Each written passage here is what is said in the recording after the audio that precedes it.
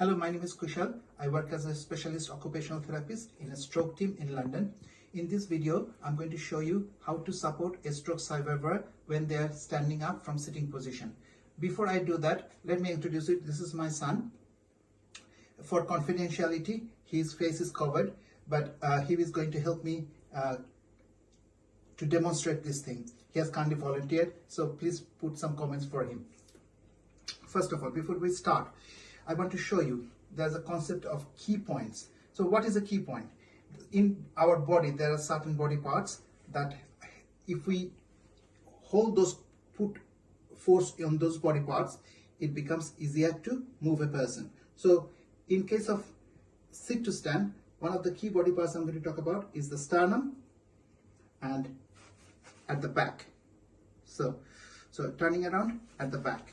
So if I put a hand on the sternum and at the back, it is quite easy for me to move my son.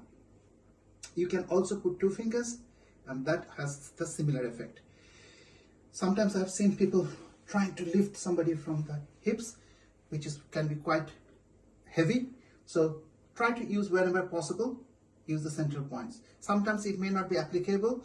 So in those kind of circumstances, you have to use your own risk as judgment. Okay. So let's move on to this position of sitting down in chair.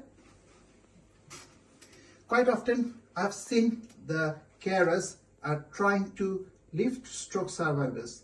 Particularly that is very dangerous. Say if this side of the person is affected by stroke, the muscles around the shoulder will be very weak, and our shoulder is one of the weakest joints.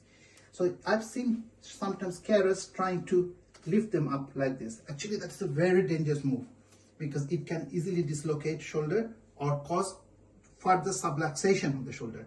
So I always say to people, please never hold the affected side. If you have to support somebody, you can stand beside them, go on the hip, or the best position, as I said, is to put your hands on the central key positions and then guide them to stand up. This way, you would have to do minimum manual handling, minimum lifting, and it will also allow the stroke survivors to use their muscles to make the movement. Thanks for watching my video. I hope this makes sense. I wish you all the best.